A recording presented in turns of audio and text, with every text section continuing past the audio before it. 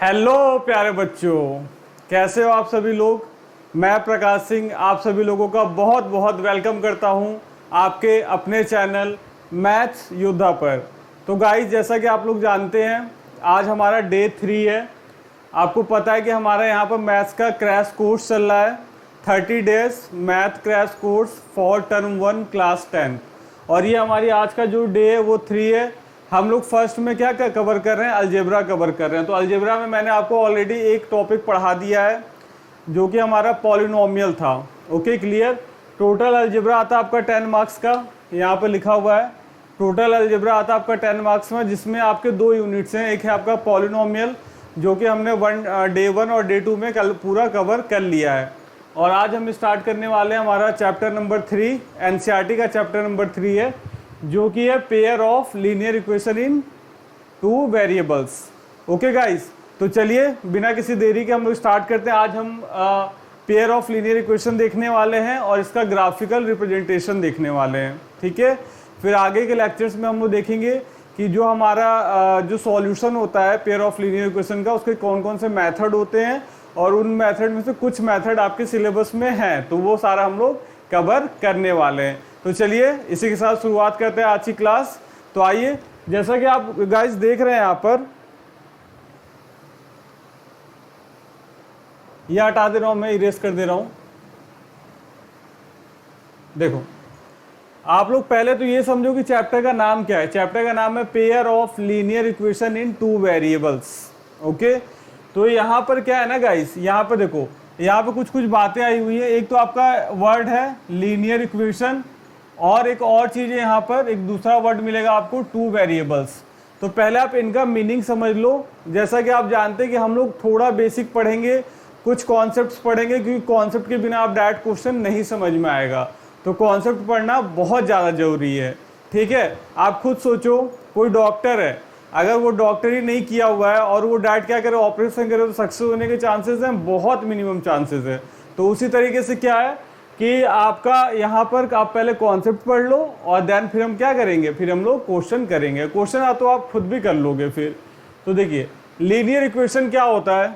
Linear equation आपको पहले भी पता होगा, नहीं पता है तो बता देते हैं। देखिए, जैसे मान लीजिए यहाँ पे कुछ भी लिखा हुआ है ना, 3x² plus 2x minus 3 equal to 0। अगर ऐसा कुछ भी लिखा हुआ है गाइस, तो पहली बात तो ये इक्वेशन है, दिख रहा है आपको, LHS भी है और RHS भी है। दूसरी बात क्या है कि यहाँ पर देखिए, ये क्या है, यहाँ पर अगर मैं आपसे पूछूं कि इस जो इक्वेशन, इसकी डिग्री क्या है, तो इसकी डिग्री आएगी 2। तो ये आपका लीनियर इक्वेशन नहीं है। इसकी डिग्री मतलब समझते हो ना, मैक्सिमम पावर। तो ये डिग्री है 2, तो ये क्या हो जाएगा, ये आपका लीनियर इक्वेशन नहीं है। This is not a linear equation. Okay, ये क्या है, ये क्वाड्रेटिक इक्वेशन है, क्योंकि इसका मैक्सिमम पावर क्या आ रहा है, 2। तो लीनियर इक्वेशन क्या होती है सर, तो लीनियर इक्वेशन देखिए, जैसे आप लिख दे 3x माइनस 4 इक्वल टू 0। अब इसकी डिग्री क्या आ रही है, तो इसकी डिग्री आ रही है 1। तो ऐसे इक्वेशन जिनकी डिग्री क्या हो, 1 हो, that is called linear equation. तो ये क्या है, आपका लीनियर इक्वेशन कहा जाएगा। ठीक है, होप कि आपको समझ में आ रहा होगा, क्लियर हो रहा है। तो ये क्या है आपका, ये एक लीनियर इक्वेशन है। अब यहाँ पर बात आती है ना गाइस, ये तो आपको समझ में आ गया कि लीनियर इक्वेशन क्या होती है। लीनियर इक्वेशन वो इक्वेशन होती है जिसकी डिग्री क्या, मैक्सिमम पावर, डिग्री या मैक्सिमम पावर से क्या हो, 1 हो, that is called linear equation. अब देखिए यहाँ पर 2 वेरिएबल्स की बात आ रही है। वेरिएबल क्या होता है, जैसे ये जो इक्वेशन, इसमें x की वैल्यू हम लोग को फाइंड करनी है। 3 तो 3 ही रहने वाला है, 4 ही रहने वाला है, सॉल्व करेंगे हम लोग। तो ये सब कांस्टेंट वैल्यू है। 3 क्या हो जाएगा, कांस्टेंट वैल्यू हो जाएगा, ये भी कांस्टेंट हो जाएगा। तो x क्या है, यहाँ पर वेरिएबल है, जिस क्वांटिटी की या जिस टर्म का हम लोग वैल्यू फाइंड करते हैं, दैट इज वेरिएबल। जैसे यहाँ पर x का वैल्यू आएगा, तो x क्या है, वेरिएबल है। तो इस वाली इक्वेशन में आपको सिर्फ एक वेरिएबल दिख रहा है, x। अगर मैं एक और यहाँ पर इक्वेशन लिख दूं, देखिए मैं और यहाँ पर एक इक्वेशन लिख दूं, 3x plus 2y equal to 4। तो अब देखिए यहाँ पर आपको क्या दिख रहा है, यहाँ पर आपको 2 वेरिएबल दिख रहे हैं। ठीक है, यहाँ पर 2 वेरिएबल दिख रहे हैं गाइस, तो यही लिखा हुआ है कि लीनियर इक्वेशन इन 2 वेरिएबल। तो यहाँ पे देखिए 2 वेरिएबल है, कौन कौन से, एक तो आपका x हो गया वेरिएबल और एक क्या हो गया, y हो गया वेरिएबल। ठीक है, दिख रहा है आप लोग को अच्छे से गाइस? अगर वीडियो अच्छा लगे तो जरूर लाइक करिएगा और सब्सक्राइब तो जरूर करके जाइएगा। देखिए तो यहाँ पे क्या है, यहाँ पे 2 वेरिएबल आ गए, तो यहाँ पे 2 वेरिएबल आ गए, तो ये क्या हो गई, ये लीनियर इक्वेशन इन 2 वेरिएबल हो गया। ठीक है, अब गाइस एक बात मैं आपको और बताने जा रहा हूँ, एक चीज आप माइंड में रखना, बहुत लोगों को नहीं पता होता है, ध्यान नहीं होता है। ठीक है, पता नहीं बोलेंगे, ध्यान नहीं होता है। जितनी आपके वेरिएबल है ना, मिनिमम उन वेरिएबल्स का वैल्यू फाइंड आउट करने के लिए मिनिमम आपको उतनी इक्वेशन चाहिए होगी। ठीक है, मैंने क्या बोला, फिर से बताता हूँ, आपके जितने वेरिएबल्स हैं, वेरिएबल्स की वैल्यू फाइंड करने के लिए मिनिमम उतने इक्वेशन चाहिए होते हैं। जैसे यहाँ पे 2 वेरिएबल हैं, तो आपको अगर सिर्फ एक इक्वेशन गिवन है और आपको बोल देंगे आप x या y का वैल्यू निकाल दो, तो आप x का वैल्यू y के टर्म्स में निकाल सकते हो, y का वैल्यू x के टर्म्स में निकाल सकते हो, लेकिन एग्जैक्ट वैल्यू नहीं निकाल सकते हो। एग्जैक्ट वैल्यू निकालने के लिए क्या करना पड़ेगा, आपको मिनिमम यहाँ पर एक और कुछ भी हो कुछ भी मीन्स कुछ भी आपका क्वेश्चन हो, आपको एक और क्या करना पड़ेगा, इक्वेशन देना पड़ेगा। तो यहाँ पर 2 वेरिएबल्स है, तो इसीलिए क्या किया गया, pair of linear equation. Pair means कम से कम 2 इक्वेशन आपको गिवन रहेगी या वर्ड प्रॉब्लम्स रहेंगे, उस पे आपको खुद से क्या करना पड़ेगा, लीनियर इक्वेशन फॉर्म करनी पड़ेगी।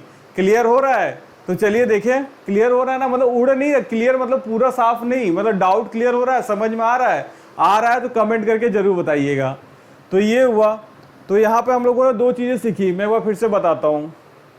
What is linear equation? Linear equation होती है जिस इक्वेशन का डिग्री क्या हो, 1 हो। Degree means maximum power. Second thing क्या है कि अगर आपके 2 इसमें वैल्यूज है ना, जिनका वैल्यू फाइंड करना है, तो 2 वेरिएबल होंगे, तो इनको क्या बोलेंगे, 2 वेरिएबल्स। ठीक है, अब जितने वेरिएबल्स होते हैं, मिनिमम मैक्सिमम कितना भी हो सकता है, मिनिमम क्या होता है, मिनिमम उतने इक्वेशन चाहिए होते हैं हमें सॉल्व करने के लिए, उन वेरिएबल्स का वैल्यू निकालने के लिए। Clear guys?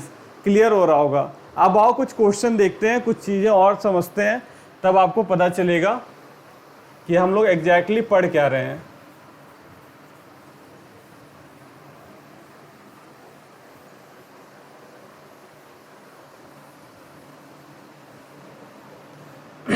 देखिए गाइस, अब हम लोग एक नया टॉपिक पढ़ते हैं यहाँ पर, स्टैंडर्ड फॉर्म क्या होती है। ठीक है, तो देखिए लीनियर इक्वेशन की जो स्टैंडर्ड फॉर्म होती है ना, linear equation 2 variables, linear equation in 2 variables. तो इसका गाइस ना, लीनियर इक्वेशन इन 2 वेरिएबल्स, इसका जो स्टैंडर्ड फॉर्म होता है वो होता है आपका ax plus by plus c equal to 0, इस टाइप का। मीन्स अगर मान लो आपको ऐसा कुछ दिया हुआ है, एग्जाम्पल दे रहा हूँ, सॉल्व भी करना सिखाऊंगा मैं, डोंट वरी।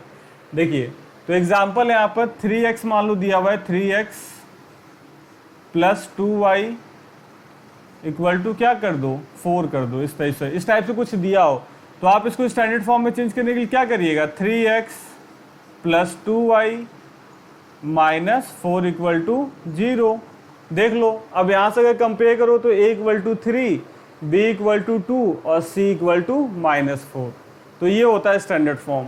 तो हमारा ये स्टैंडर्ड फॉर्म होता है, इसको आप लिख लीजिए, ये आपका किसका स्टैंडर्ड फॉर्म है, लीनियर इक्वेशन इन 2 वेरिएबल्स का। अब एक बात और आती है यहाँ पर, pair of linear equation, pair of linear equation, यानी 2 लीनियर इक्वेशन लेनी पड़ेंगी, pair of linear equation correct. तो यहाँ पे देखिए, यहाँ पे स्टैंडर्ड फॉर्म ऐसे लिख देंगे, बस 1 लिख देंगे, a1x plus b1y plus c1 equal to 0, और सेकेंड वाली को लिख देंगे a2x plus b2y plus c2 equal to 0। ये स्टैंडर्ड फॉर्म हो गया किसका, पेयर ऑफ लीनियर इक्वेशन का। दो पेयर मतलब दो इक्वेशन लेनी थी, तो हमने उसी इक्वेशन में क्या कर दिया, 1 और 2 लिख दिया, तो ये हमारा बन गया पेयर ऑफ लीनियर इक्वेशन। यहाँ तक समझ में आ रहा होगा गाइस। जल्दी से आप लोग इसका स्क्रीनशॉट लो, या अगर लिखना है तो आप नोट डाउन कर सकते हो। मैं काउंट कर रहा हूँ 1 2 3 4 5। ओके गाइस, अब आ जाओ, अब हम लोग नया टॉपिक स्टार्ट कर रहे हैं। देखिए, graphical representation, graphical representation, graphical representation.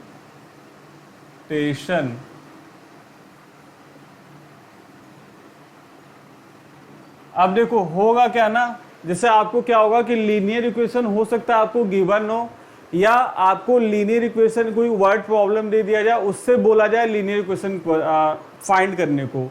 मैं भी बताऊंगा आपको एग्जांपल देके, डोंट वरी।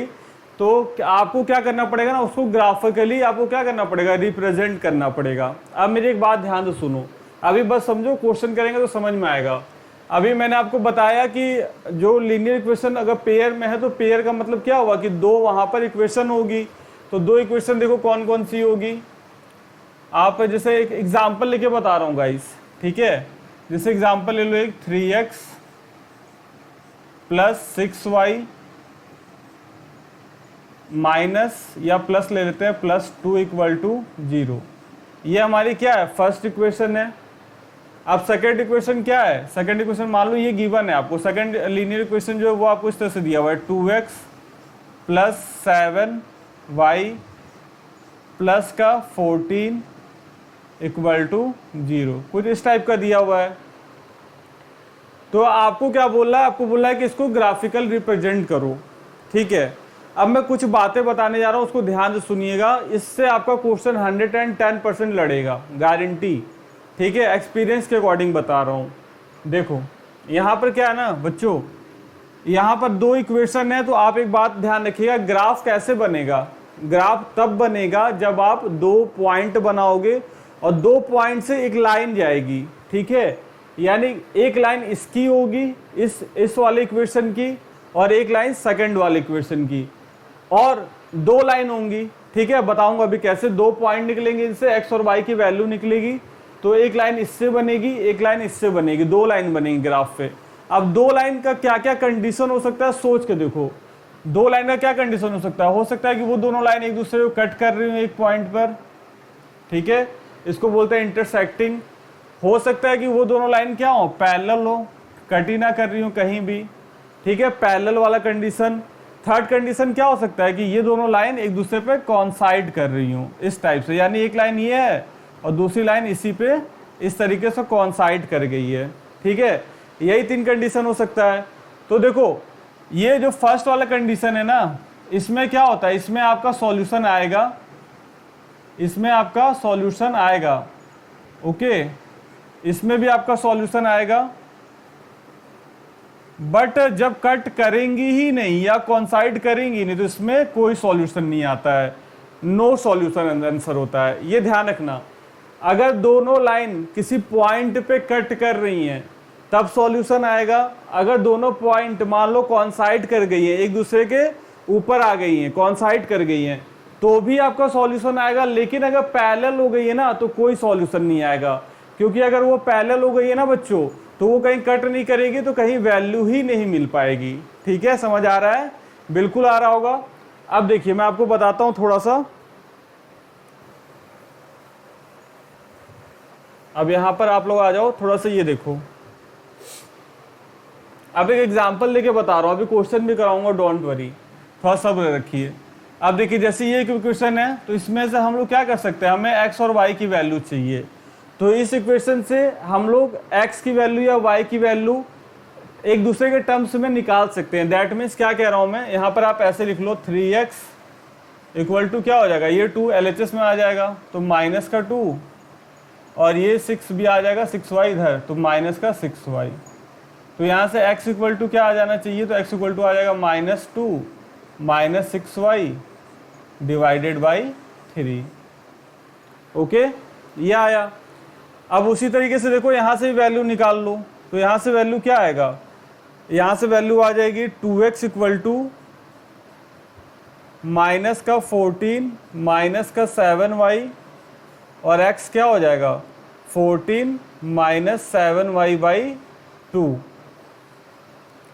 अब आप एक चीज ध्यान देना, ठीक है, यही नहीं समझ में आता बच्चों को, एक x की वैल्यू ये आई, एक x की वैल्यू ये आई।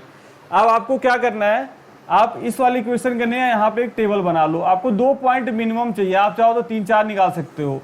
यहाँ पे टेबल बना लो, यहाँ पे लिख लो x, यहाँ पे लिख लो y। अब आप एक चीज ध्यान से देखिए, यहाँ पर आप y की वैल्यू रखोगे ना तो आपको किसकी वैल्यू मिलेगी, x की वैल्यू मिलेगी।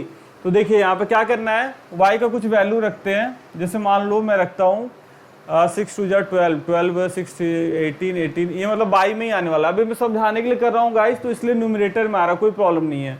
तो मैं क्या कर दे रहा हूँ, y इक्वल टू 0 रख दे रहा हूँ, y इक्वल टू 0 रख दे रहा हूँ। तो देखो x की वैल्यू क्या आ जाएगी, -2/3 आ रही है, ठीक है, -2/3 आ रही है। उसी तरीके से अब क्या होगा, अब एक और कुछ वैल्यू रखो, कुछ भी रख सकते हो आप। अब चाहो तो आप यहाँ पर 6 × 1 रख दो, चलो 1 रख देते हैं। तो -6 -2 -8 -8/3 अब मेरा देखो ये न्यूमरेटर में आ रहा है, ऐसा जरूरी नहीं है। आप जैसे क्वेश्चन दिया होगा ना, तो वो क्वेश्चन इस तरीके से सेट किया जाएगा कि न्यूमरेटर में ना आए, तो वो एक अलग बात है। इसलिए आप टेंशन मत लेना, बस यहाँ पर तरीका सीखो। देखो अब 2 पॉइंट आ गए, तो मैं क्या करूंगा, ग्राफ पे मैं लाइन एक ड्रॉ कर सकता हूं दोनों पॉइंट से। अब इसका भी इसी तरीके से निकाल सकते हैं हम लोग। इसका भी आप क्या कर लो, एक टेबल बना लो, x और y निकाल लो और y की वैल्यू रखो। देखो 0 रखोगे तो क्या आएगा, y इक्वल टू 0 रख दो, तो 14/2 यानी x इक्वल टू 7 आ गया ना, 7 एक डिजिट में आ गया आंसर।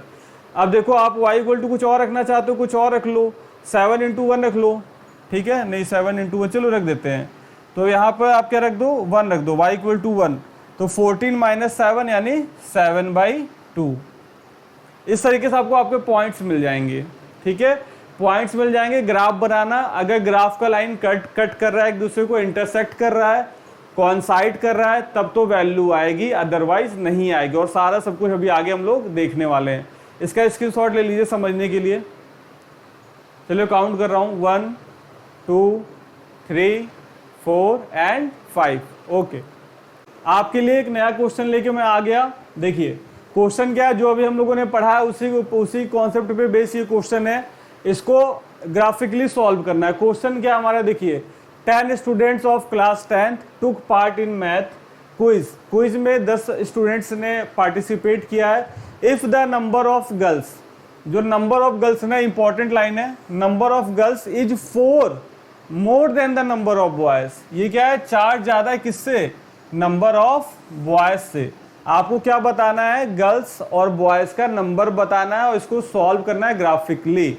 तो मैं ग्राफिकली सॉल्व करने का तरीका बता रहा हूं। वैसे तो बहुत इजी है, लेकिन आपको ग्राफिकली भी आना चाहिए। देखिए तो यहाँ पर क्या है, हम लोग सबसे पहले अज्यूम कर लेते हैं ना, क्या अज्यूम कर लेते हैं, let the number of boys, let the number, NUM number लिख ही देता हूं, number of boys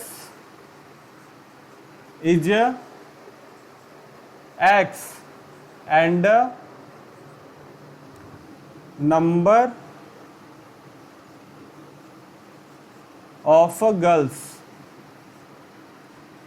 of girls is Y।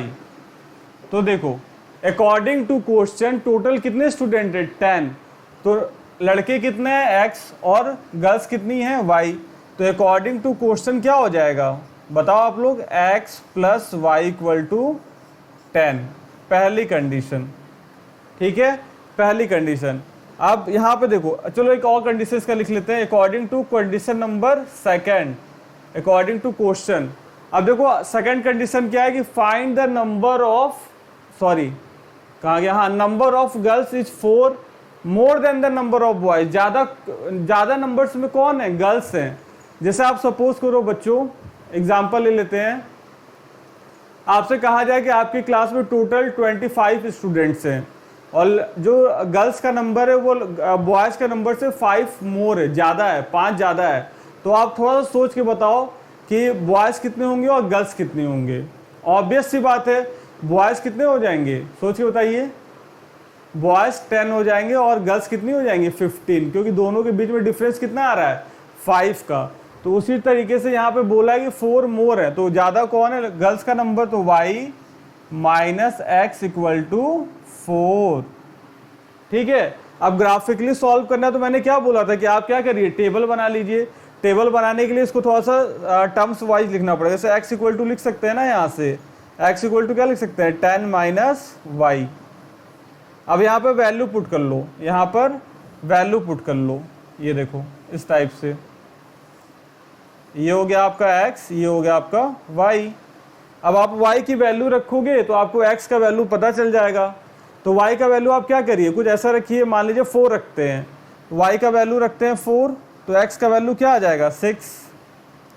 अब y का वैल्यू अब रखिए 6, तो x का वैल्यू क्या आ जाएगा 4।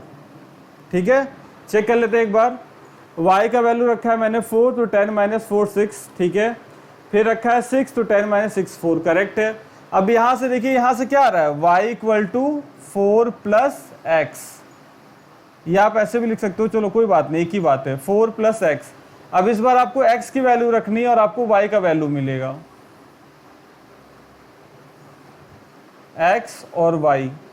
अब आप y का x का वैल्यू रखो तो x का चलो 0 रख देते हैं ना, 0 रख देते हैं, तो y का वैल्यू क्या हो जाएगा 4, x का वैल्यू आप रख दो 1, तो y का वैल्यू क्या हो जाएगा 5।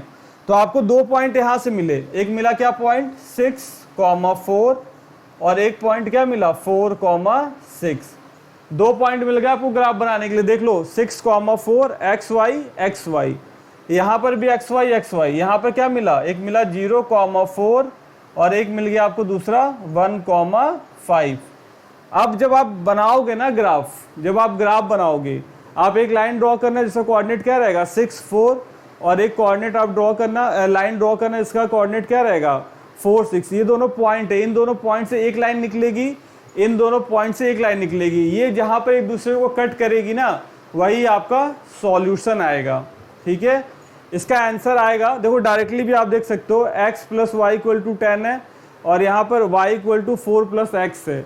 तो आप यहाँ पर डायरेक्टली देख सकते हो कि आपका आना चाहिए आंसर। आंसर आपका ग्राफ बना के आप देखना, आपका आंसर आना चाहिए x इक्वल टू आपका आ जाएगा, गर्ल्स 4 है ना, ठीक है।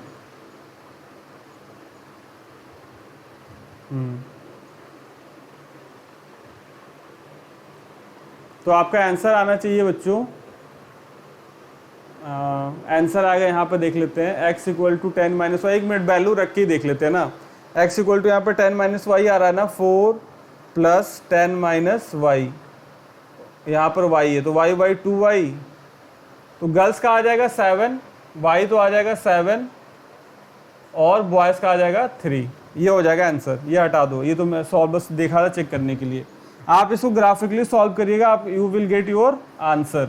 समझ में आया, समझ में आया, तरीका सीखो, आंसर आ जाएगा बच्चों। आंसर के पीछे मत भागो, मेरे पास यहाँ पे ग्राफ पेपर नहीं है कि मैं ग्राफ पेपर में बताऊँ, इसीलिए मैंने यहाँ पर सॉल्व करके बताया आपको आंसर, कि आंसर आएगा आपका x equal to 3 y equal to 7। उसमें कोई प्रॉब्लम नहीं है, तरीका सीखना है हमें यहाँ पर।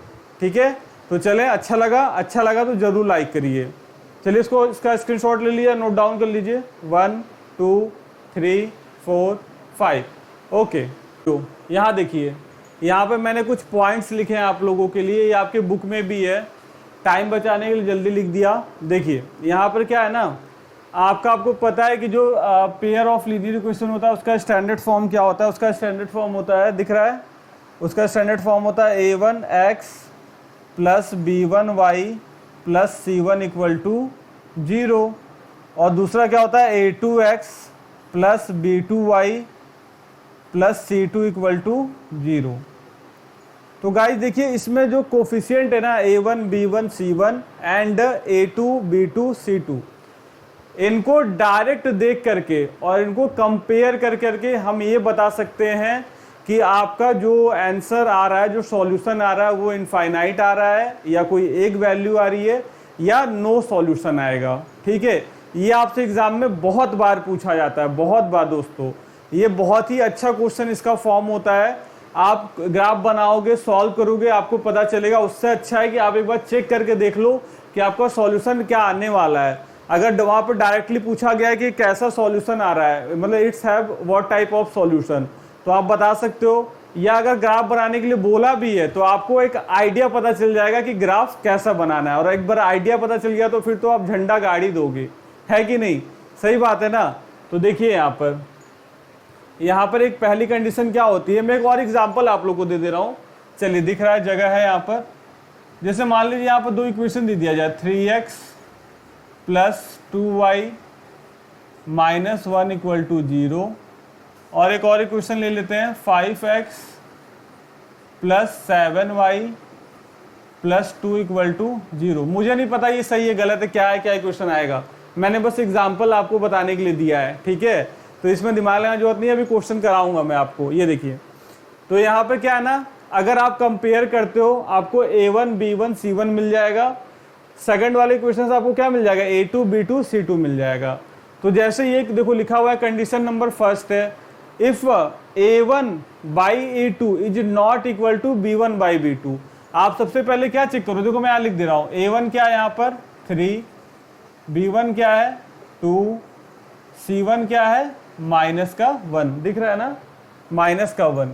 उसके बाद a2 क्या है 5, a2 क्या है 5, b2 क्या है 7, और c2 क्या हो जाएगा 2, c2 क्या आपका 2 है।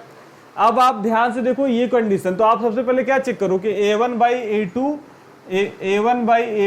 b1 by b2 के इक्वल टू है या नहीं है, b1 by b2 के इक्वल टू है या नहीं है। तो देखो 3/5 उधर 2/7 आ रहा है, 3/5 = 2/7, तो क्या इक्वल है, नहीं है ना, तो ये नॉट इक्वल टू हो जाएगा। यानी ये जो इक्वेशन है वो कंडीशन नंबर फर्स्ट हमारा फॉलो कर रही है। तो ऐसा अगर कुछ भी होता है तो उस टाइम पे कौन सी लाइन आएगी, इंटरसेक्टिंग लाइन आएगी। इंटरसेक्टिंग बताए थे ना, कुछ इस टाइप का कट हो जाए, कुछ इस टाइप का कट हो जाए, ये कट हो जाए। तो जब भी इंटरसेक्ट करती है लाइन तो क्या मिलता है आपको, एक आंसर मिलता है, एग्जैक्टली वन सॉल्यूशन मिलता है। तो उसी को बताया गया है, if a1 by a2 is not equal to b1 by b2, then आपका जो ग्राफ बनेगा उसकी इंटरसेक्टिंग लाइन आएगी, और आपका जो सॉल्यूशन होगा ना वो एग्जैक्टली वन सॉल्यूशन आएगा, एग्जैक्टली वन सॉल्यूशन आएगा, ठीक है। उसके बाद देखो a1 by a2 equal to b1 by b2 equal to c1 by c2, यानी तीनों कोफिशिएंट जो हो, जो आपके वहाँ पे तीनों जो वैल्यूज हैं, जो आपकी कांस्टेंट वैल्यूज हैं, वो अगर आपकी क्या आ जाती हैं, इक्वल आ जाती हैं, दैट मीन्स क्या होगा, वहाँ पे कॉन्सिडेंट लाइन बनेगी, यानी एक दूसरे पे वो क्या कर रही है, कॉन्साइड कर रही है। और वैसे केस में क्या होता है, इनफाइनाइट नंबर ऑफ सॉल्यूशन आते हैं, मतलब सॉल्यूशन आएगा तो, लेकिन कोई एक एग्जैक्ट सॉल्यूशन नहीं आएगा, बहुत सारे सॉल्यूशन आएंगे। Got the point. उसके बाद देखिए थर्ड पॉइंट क्या है, थर्ड पॉइंट क्या है कि अगर a1 by a2 equal to b1 by b2 हो but not equal to c1 by c2 हो, जैसे यहाँ तो स्टार्टिंग में निकल गया था क्या है कि नॉट इक्वल टू है, बट अगर ऐसा हो कि आपने चेक किया a1 by a2, अच्छा b1 by b2 equal to आ रहा है, तो फिर चेक करिए कि c1 by c2 के साथ क्या हो रहा है। अगर नॉट इक्वल टू हो रहा है तो क्या आएगा, पैरेलल लाइंस आएंगी, और पैरेलल लाइंस में नो सॉल्यूशन होता है, यानी कोई सॉल्यूशन नहीं आता है। आप ये समझ लो ना बच्चों कि ये जो चीज़ें हैं ना, ये इस चैप्टर की जान है। जब मैं पढ़ाता हूँ ऑफलाइन में तो मैं सबसे पहले इस चैप्टर में यही चीज़ पढ़ाता हूँ, जिससे कि बच्चे के दिमाग में फिक्स हो जाए कि उसको क्या करना है और उसको कैसे पता चलेगा कि इसका आंसर क्या आ सकता है। तो इस छोटी सी टेबल है, बट आप इसे एक जस्टिफाई कर सकते हो कि आपका आंसर कैसा आ सकता है। अब एक चीज़ और ध्यान देना, यहाँ पर एक चीज़ और बतानी थी।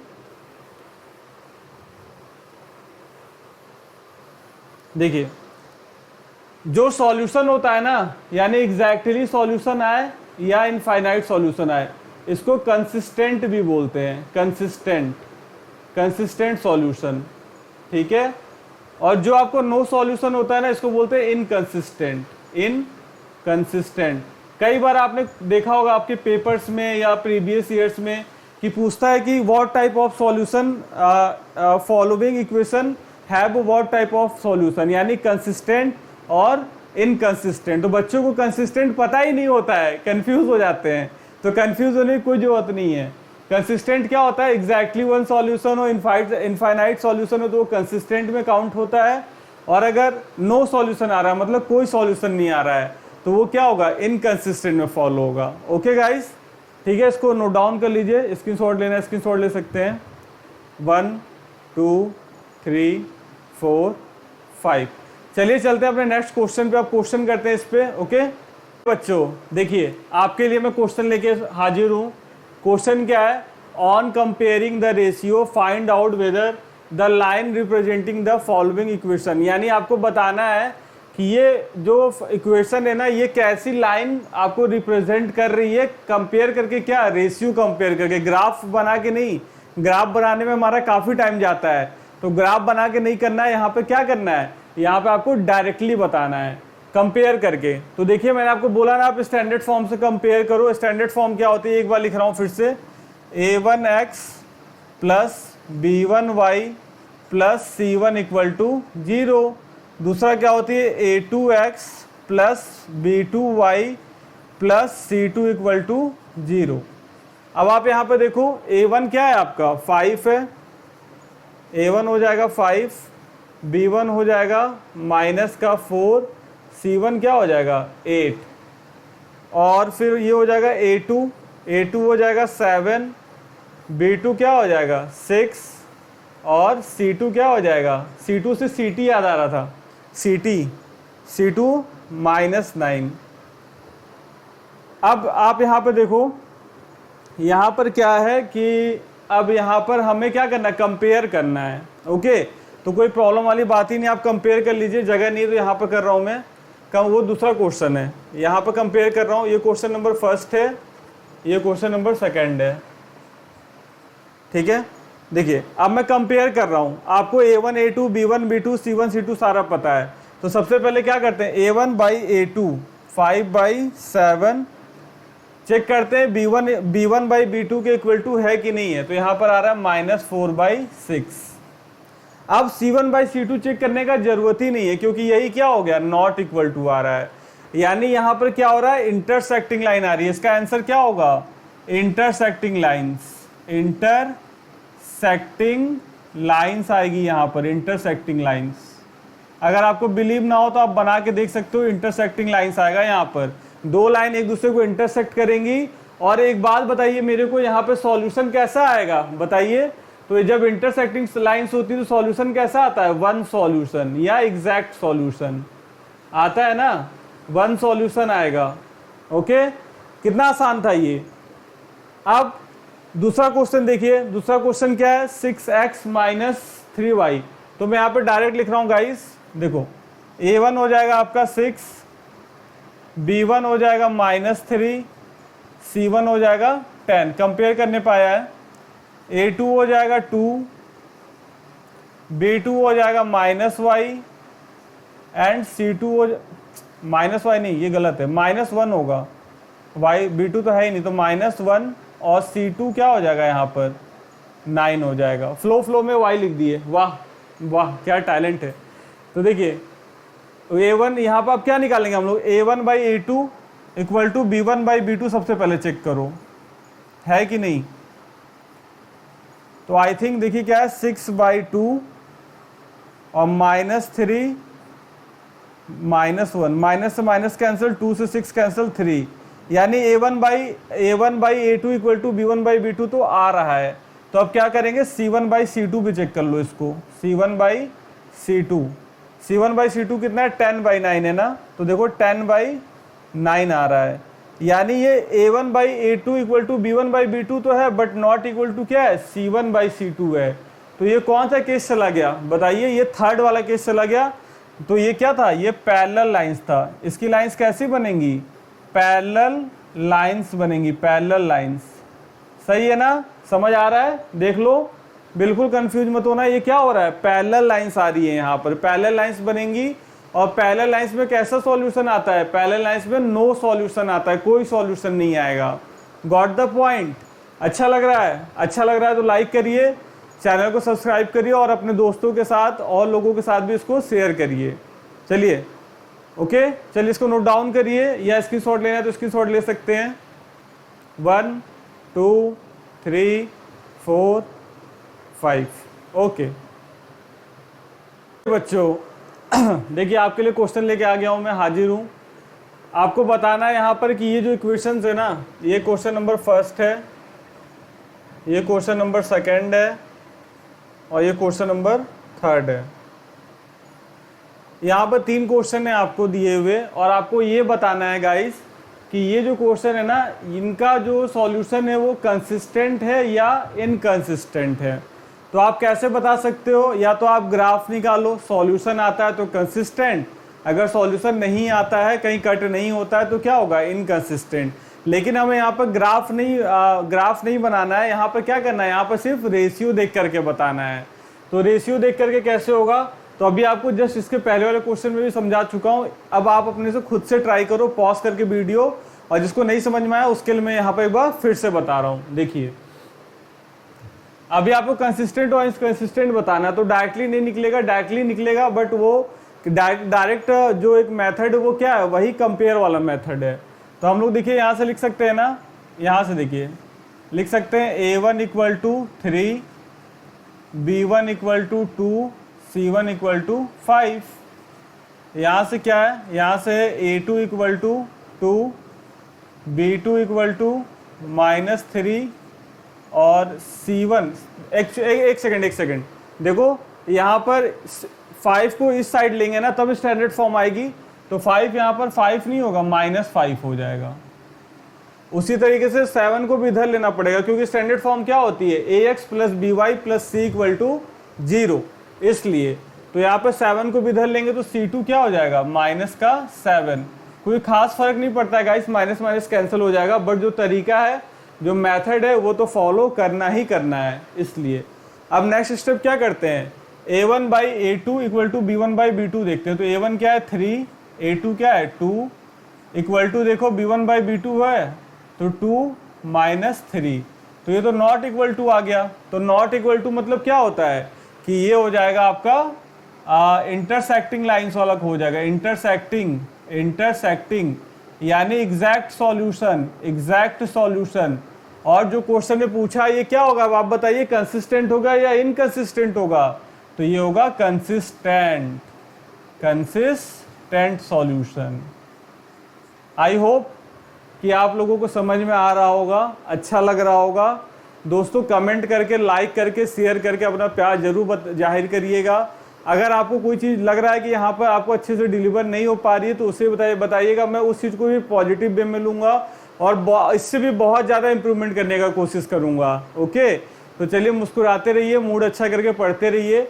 अब देखिए इसका आंसर क्या आ गया? कंसिस्टेंट। वैसे ही सेकंड वाले का भी देख लेते हैं।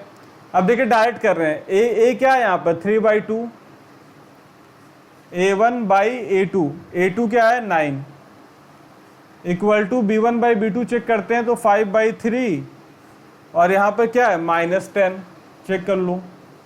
तो यहाँ से देखिए सॉल्व कर लेते हैं इसको, यहाँ पे सॉल्व कर रहा हूँ। तो देखिए 3/2 और ये कितना हो जाएगा? 1/9। डायरेक्ट भी कट कर सकते थे लेकिन समझाने के लिए कर रहा हूँ। तो 3 से 9 गया 3 टाइम्स में, और इधर क्या आ रहा है? इधर देखो 5/3 और -10, माइनस आ रहा है ना, माइनस आ रहा है तो ये तो इक्वल टू नहीं आएगा। तो ये हो जाएगा 5/3 और ये हो जाएगा 1/-10, तो ये हो जाएगा -2।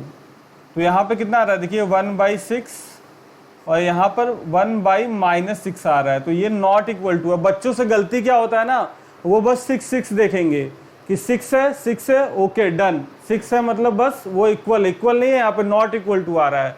तो नॉट इक्वल टू मतलब क्या होता है? एग्जैक्ट सॉल्यूशन, और एग्जैक्ट सॉल्यूशन क्या होता है? कंसिस्टेंट आंसर होगा इसका, कंसिस्टेंट। ओके, क्लियर हो रहा है? सॉल्व किया इसको, बस अपने तरीके से किया, आप अपने तरीके से कर लो, कोई प्रॉब्लम नहीं है।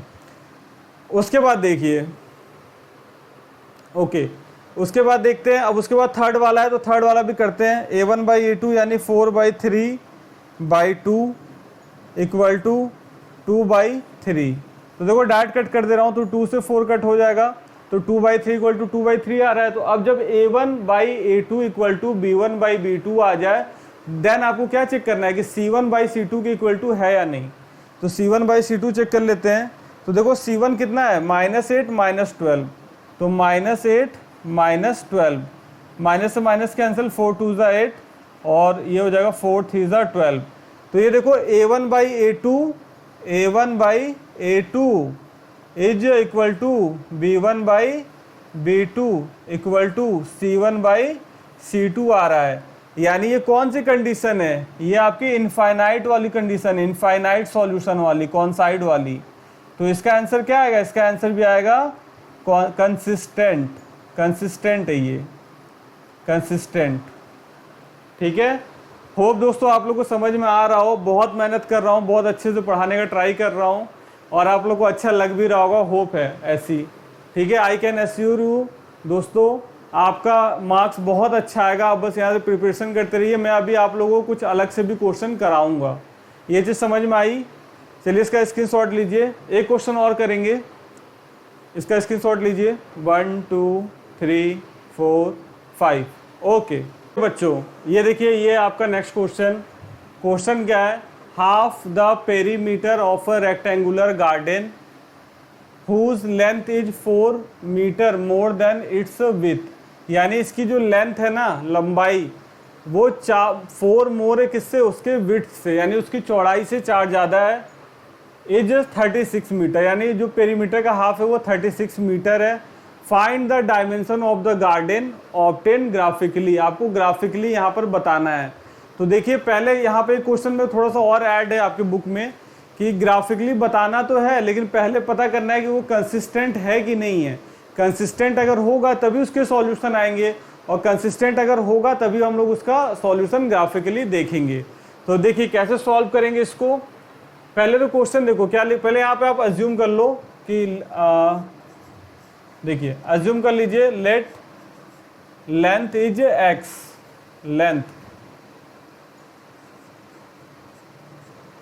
Length is x metre and width कितनी हो जाएगी, y मीटर, अज्यूम कर लो। सो अकॉर्डिंग टू क्वेश्चन क्या बोला है, पेरीमीटर बोला है ना। देखो half the perimeter of rectangular garden is 36 metre. Half, पहले तो देखो पेरीमीटर क्या होता है, पेरीमीटर होता है 2 मल्टीप्लाई में L plus B, L plus B. L कितना है यहाँ पर, x है, लेंथ x है, और ब्रेथ कितना है, y है। तो 2x plus Y equal to कितना हो जाएगा, 36। लेकिन ये बोला हाफ द पेरीमीटर, यानी इसका भी क्या है, हाफ है। 1/2 कर दो, हाफ है। तो 2 से 2 कैंसल, यहाँ से कितना आ रहा है, x plus Y equal to 36। एक इक्वेशन तो मेरा ये आ गई। अगर आप इसको स्टैंडर्ड फॉर्म में लिखना चाहते हो तो ऐसे लिख लो, x plus Y minus 36 equal to 0। अब सेकेंड कंडीशन देखो क्या है, एंड अकॉर्डिंग टू क्वेश्चन, फिर से कंडीशन और दिया हुआ है कि length is 4 more than it's width. Length क्या है, 4 ज़्यादा है उसके विड्थ से। तो लेंथ और विड्थ का रेशियो डिफरेंस कितना आ जाएगा, यानी x लेंथ माइनस वाई, इसका डिफरेंस कितना आ जाएगा, 4 आ जाएगा। तो यहाँ से भी आप इसको थोड़ा सॉल्व कर लीजिए, x minus Y minus 4 equal to 0। ठीक है, 0 आ जाएगा। अब देखो आपको बताना है पहले कि कंसिस्टेंट है कि नहीं है। तो हम लोग क्या करते हैं, A1/A2 चेक करते हैं। तो A1 कितना है, x है, यानी 1 है। A2 कितना x है, यानी 1 है। इक्वल टू चेक करो B1 B2 इक्वल है कि नहीं। तो प्लस वाई और यहाँ पर आ रहा है माइनस वाई। तो यहाँ पर माइनस का 1 और यहाँ पर 1 आ रहा है, कुछ है नहीं, यानी 1 है। तो ये क्या हो जाएगा, नॉट इक्वल टू होगा, यानी इसका सॉल्यूशन आएगा, इसका सॉल्यूशन आएगा। ये क्या, ये कंसिस्टेंट है, कंसिस्टेंट है। और एग्जैक्टली 1 सॉल्यूशन वाला ग्राफ बन रहा है, एग्जैक्टली 1 सॉल्यूशन वाला ग्राफ बन रहा है। देख रहे हो कैसे कैसे कनेक्ट हो रहा है। हम लोग बस एक छोटी सी चीज से बता दिए कि हाँ सर कंसिस्टेंट है, एग्जैक्टली 1 सॉल्यूशन वाला ग्राफ बनेगा, इंटरसेक्टिंग लाइन करेगी, लाइन एक दूसरे को इंटरसेक्ट करेगी, इस तरीके से। अब आपको अगर सॉल्व करना है तो देखो आप सॉल्व कैसे कर सकते हो। आप क्या करो, जैसे आपको बताया हुआ था, आप 2 पॉइंट निकालना, 2 पॉइंट, देखो मैं पॉइंट भी यहाँ पे बना दे रहा हूँ आपके लिए। कंसिस्टेंट तो समझ में आ गया ना। देखिए पॉइंट भी बना दे रहा हूँ आप लोग के लिए। जैसे यहाँ पर x plus Y equal to 36 था, तो आप यहाँ पे क्या लिख लो, x equal to 36 minus Y. अब y की वैल्यू रखते जाओ, आपको आपकी x की वैल्यू पता चल जाएगी। तो देखिए y की वैल्यू मैं सबसे पहले रख दे रहा हूँ 18, तो x की वैल्यू भी क्या आ जाएगी 18। y की वैल्यू मैं रख दे रहा हूँ 0, तो x की वैल्यू क्या आ गई 36। तो अब इतना बड़ा आपको शायद ग्राफ पे ना आए, तो आप क्या कर लेना, ग्राफ पे एक स्केल मान लेना, ठीक है, कि जो आपका 1 यूनिट होता है ना, वो किसके बराबर है, वो है आपका 6 यूनिट के। यानी आप 18 के लिए 3 सेंटीमीटर लाइन ड्रॉ करना, 36 के लिए 6 सेंटीमीटर ड्रॉ करना। उसी तरीके से देखो यहाँ पर भी आ जाएगा, ये तो ईजी है, x equal to 4 plus y. यहाँ भी वैल्यू रख दीजिए, 2 पॉइंट आ जाएंगे, x और y। x यहाँ पर y की वैल्यू रखो, 0 रखोगे तो x 4 आ जाएगा, फिर 1 रख दो तो 5 आ जाएगा। अब 2 पॉइंट ये हैं, 2 पॉइंट ये हैं, यहाँ पर कौन कौन से पॉइंट आ रहे हैं, 18, एक पॉइंट ये हो गया, एक पॉइंट हो गया 36, 0। 2 पॉइंट से एक लाइन ड्रॉ हो जाएगी, ड्रॉ कर दीजिएगा। फिर एक लाइन यहाँ पर बनेगी 4,0 से, और एक दूसरी बनेगी 5,1 से। ये 2 लाइन बनेगी, एक इन दोनों पॉइंट से, एक इन दोनों पॉइंट से। जहाँ पर इंटरसेक्ट करेगी वही आपका क्या हो जाएगी, x की वैल्यू हो जाएगी। तो इसका स्क्रीनशॉट ले लीजिए आप लोग जल्दी से। 1 2 3 4 5। ओके, तो बच्चों बहुत ज़्यादा मेहनत कर रहा हूँ, होप कि आपको अच्छा लग रहा हो। अगर आपको किसी भी तरह का कुछ भी प्रॉब्लम लग रहा है या आप कुछ एक्स्ट्रा चाहते हो, एक्स्ट्रा में मैं कुछ क्वेश्चन कराऊंगा आपको, सोच रहा हूँ। और एक भी दिन की छुट्टी नहीं है, डेली हमारी क्लासेस, आप लगातार इसी तरह बने रहिए और चैनल को ज़्यादा से ज़्यादा अपना प्यार दीजिए। Okay, thank you so much. मिलते हैं अपने डे 4 में टुमारो। तब तक के लिए all the best and take care, bye.